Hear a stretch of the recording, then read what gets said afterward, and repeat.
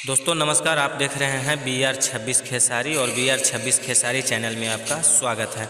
दोस्तों आपको बता दें कि hit machine trending star Khesari Lal Yadav ji का कल सुबह में एक सॉन्ग आ रहा है, जो कि सॉन्ग का टाइटल्स है सटला से। और दोस्तों आपको बता दें कि इस सॉन्ग को गाए हैं खेसारी लाल यादव, जो कि पवन पांडे जी का लिखा हुआ सॉन्ग है। बहुत ही बेहतरीन का होने वाला सॉन्ग है। ये भी गुप्ता जी का दिया हुआ म्यूजिक है, जो कि कल सुबह में सुजय म्यूजिक वर्ल्ड चैनल से मॉर्निंग 6 बजे इस सॉन्ग को फुल वीडियो सॉन्ग के साथ रिलीज कर दिया जाएगा। तो आप लोग तैयार रहिए कल सुबह 6 बजे।